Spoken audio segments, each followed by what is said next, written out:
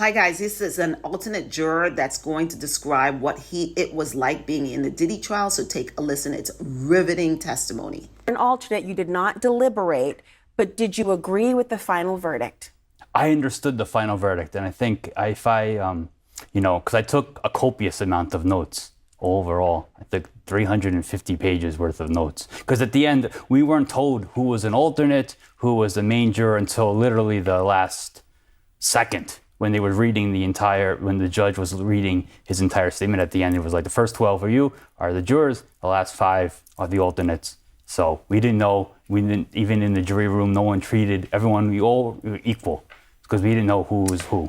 Would you have acquitted him on RICO?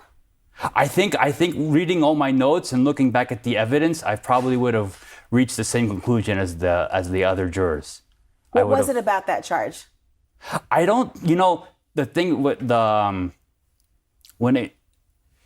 we were asked and the judge had instructed us that we have to find him guilty beyond a reasonable doubt. Mm-hmm. And I think there was always a little bit of doubt in people's mind. And I think it was a tough case to prove, especially the first one. And there was always a little bit of doubt there, even from the beginning. Why did you doubt? I think some of the charges, some of the witnesses, if you look at it one way, but then when you were listening to the defense, you could see it's their way as well. Were there any witnesses that made you think, I don't believe this? There was one that I think unanimously we kind of all said like, wow, like it was almost like watching like TV. It was like, like when I think her name was Dawn. For those of you who don't know, Dawn is from that popular show back in the early 2000s, Making the Band. She was supposed to be the prosecution witnesses, but unfortunately she did more damage than good. Word on the street that she was a complete train wreck and she didn't help the case. Rashard, that one. Mm-hmm. When she on cross-examination, I mean, I never saw such a cross-examination. It was very impressive to watch. What was it about it? I think just how the defense, got into her and really made her, look very not credible. I mean, I even wrote in my notebook that it was like a takedown. Really? And that was pretty early on. That was pretty early on. From the opening statements, did you have a mindset of who you thought had a better case? No. I think overall, from the way I look at it, both sides presented really good. Both sides presented themselves well. We were very impressed with the prosecution and the defense, how they, their professionalism, how they carried themselves. It was really good lawyering, as they say. Racketeering is notoriously a complex case. Did you feel that the prosecution presented enough evidence to support that there was even an enterprise? I think they did the best that they could, but I think it was a tough case to prove. Why? When you look at the charges, kidnapping, arson, forced labor, the government had one side, but then the defense, they had some pretty good rebuttals to it. So that I think added some doubt always, and I think in people's mind. You didn't hear from some of the people the government said were co-conspirators, like employees, like Christina Karam, for example, or D-Rock. Yeah. Did that affect your thoughts about the case? I don't think so, no. Would you have wanted to hear from them? We always thought that maybe we would hear from them. They wouldn't really be proving the case, or maybe it would be not advantageous to be called. So, but honestly, we were just waiting till the end, until when the judge gave his instructions and how to interpret the law. Because I think everyone really didn't have anything made up, their mind made up or in any way. It was really, everyone was waiting to see how, the definitions and how everything was going to be interpreted and what they were to be looked at. Exactly. So important. Yeah. Talk to me about the sex trafficking cases, because of course charges. Obviously, Cassie Ventura testified visibly pregnant for days. Yes. How did her testimony impact you in your understanding of the case? It did. I listened. We listened very intently. It was, I think, 5 days or whatever of thing, and it was very riveting. And it was very riveting testimony and very credible testimony. You believed her. I mean, I think we did. I think we did. I mean, she wouldn't have done all this just to come up there and lie about everything. So no, I don't think even the defense didn't come out and say or anything like that. Did the money that they talked about in terms of a civil settlement she received, did that color her testimony for you at all? I don't think so. No, I don't think so. No. Honestly, I have to say it did impact my view of her. She never went to the police, nor did she complain. From what I understand, she did get $20 million lawsuit. So if I was on that jury, I would definitely be thinking that she had her heyday and things were not that bad. But he said that did not affect his decision. Did you look at the defendant, Diddy Combs, differently after her testimony?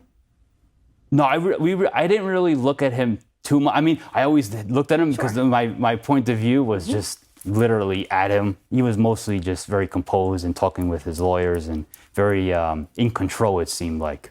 Because I think I'm not really familiar too much with cases and I don't really follow, cases in court, so I don't know how defendants usually act. But sometimes what I've heard in from the news is that some defendants, they just sit very stoically. They don't interact with their lawyers. They just let their lawyers talk and go. But he was very, talking with them, writing notes, doing that. So you could tell that he was fighting for himself.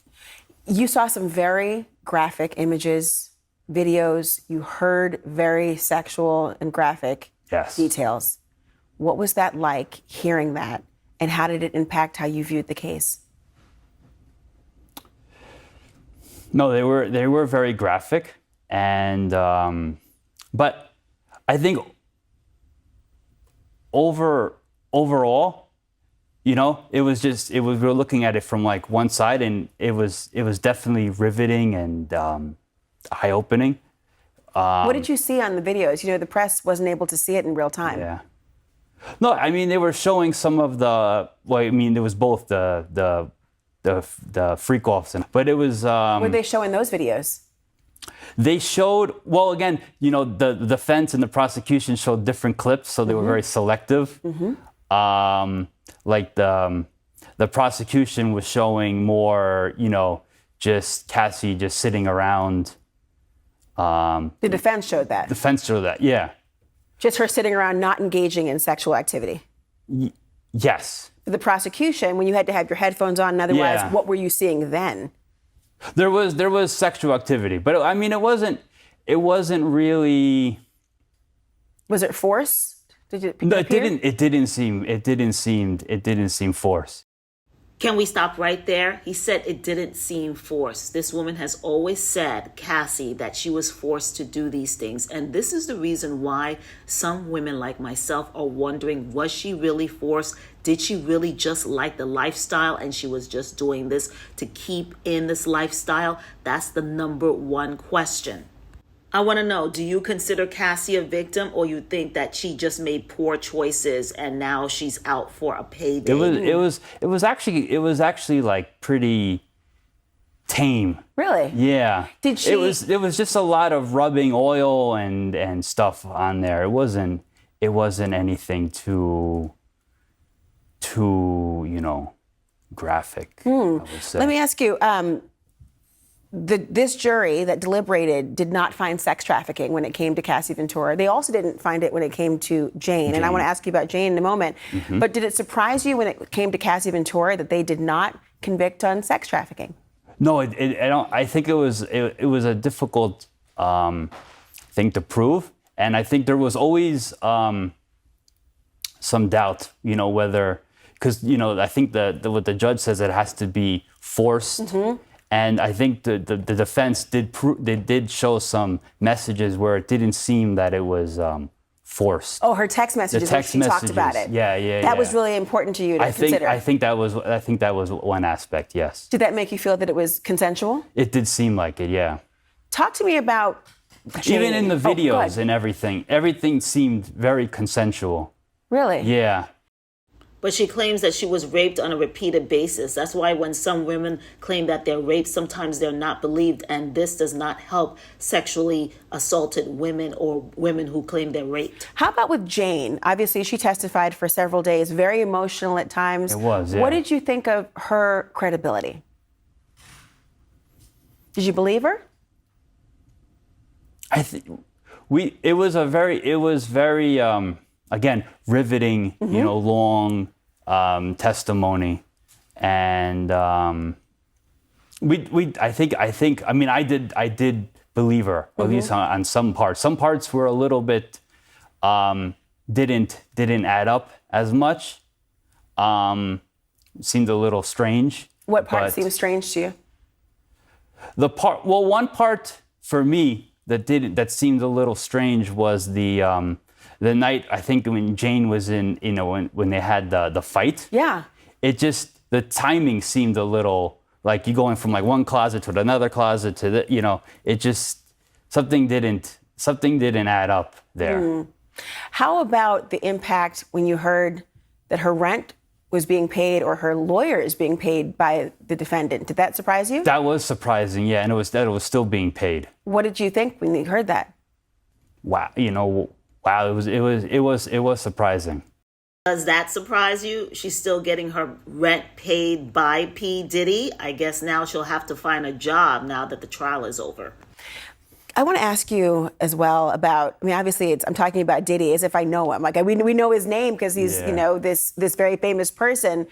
Did the fact that he was so famous, did that impact you in any way? Did you know him? No, I did not know him. Do you know his music at all? No, I don't. I didn't really listen to his music. So seeing him was just a stranger? Pretty much. I know of him, and I know, but I don't really follow his music or the rap industry.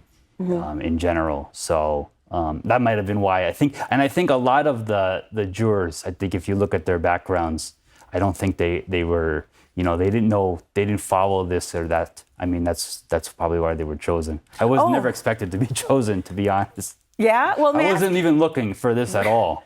Who would be, yeah, right? Exactly. But let me ask you, the other jurors, when you would talk to them, I know you weren't allowed to deliberate at all in this, but when you would talk to them, were they familiar with who he was? Did his celebrity status seem to impact them at all? No, I don't think so, no. I think everyone was really waiting for the interpretation of the law. And is that because you were confused about the case or because you just wanted to know your marching orders? I think we wanted to know our marching orders and how we need to look at everything. I think we were really, I think, at least for me, we want to be, and we are asked to be as impartial as possible. So we needed to know, you hear both sides of, one side, the other side, and it's very important to know what we're actually supposed to be, ruling at and how we're supposed to be looking at it from the judge. There was a juror who was excused close to the end of the trial. What did you know about that and why? We weren't told, what happened. I think someone had mentioned that it was, I think he lied about where he was from or something like that. But really, we were kind of kept in like isolation from the whole day. Not really told much, told to not, follow any news or turn off everything. Don't talk to anyone. Don't talk among yourselves about the case, which we followed. We really followed the judge's instructions. At least I did too. So when that person, person, myself, when that person was no longer in the chair after seeing them there for 7 weeks on end, or however many weeks it was in at that point, did you think it was odd? Did you have concerns? No. That's why they have they call 18 people, because then they knew it was a long case, and there's probably going to be someone's going to get sick or someone's going to drop out. So that's why. So, would you have wanted to hear Diddy testify? Would it have made a difference to you? I don't think so, no. I don't think so. It wouldn't have made a difference because it wouldn't have added to your understanding, or because you'd heard enough? I think we heard enough. I don't know if it would have helped or hindered. I haven't really thought about that as much. Yeah. But I think it was really helpful, again, in the end, at least for what we were looking forward to, what I was looking forward to the most, was just the 61-page judge instructions of how we're supposed to be charged the law. They did find him guilty of those transportation to engage in prostitution charges. The prosecution was being very sarcastic and laughing at the idea that these men were just being paid for their time. How did you see that statement? You mean the defense? Mm-hmm. Well, the prosecution said that, well, yes, you're right. The defense said that they were being paid for the time. The prosecution was mocking that. Who did you believe? No, I think the evidence to show that there was the transportation of prostitution, I think was overwhelming, and that's why the jury found him guilty on those two counts. If you had been, because the prosecution, not only they showed the hotel records, the bank records, the flight information. For that, I think that they proved their case beyond a reasonable doubt. If for some reason you were to ever talk to Diddy, what would you tell him about how you saw this trial? To be honest, I really wouldn't want to talk to him or anyone associated with that. I just wanted to kind of tell my side of the story, but I really wouldn't want to, associate with him or any of the people that are with him. Can I ask you one more question? Sure. And it's about the video from the Intercontinental Hotel that you saw a lot. Yeah, it was. Was it a? Did you see it? Sometimes they did it like frame by frame by frame. What did you think of that? Did you see it enough? Too much? Too little? What? I mean, it was a very bad video. I think they showed it enough. I mean, they tried to show it both sides, and did it make a difference to you in the actual charges that you would have had to deliberate over? Because he wasn't charged with. He wasn't charged with domestic violence. No. Did that surprise you? No, because I don't think domestic violence is a federal crime. So. Did it cloud the way you saw the rest of the charges by seeing that video? No, I think we looked at just what we were supposed to be, what the judge had said we were supposed to look at, and then based off of the evidence that was presented to us, they ruled in that way. Do you think he should go to prison? That's for the judge to decide. I mean, he was found guilty on both counts. So we're the sentencing is not up to us. Mm-hmm. It's not up to me. It's up to the judge, who was we were all impressed with the judge and how he was. So that the jury, I can't speak for the jury because I was an alternate, mm-hmm. but I think we all really much liked the judge on this case. We found him to be very fair, very stern. He was no nonsense, but the way he conducted himself, at least from what we saw, because again, we only saw, the beginning, and they always had, when they had sidebars, they would have the white noise, so mm-hmm. couldn't actually hear what's being discussed, but we were always impressed with the judge.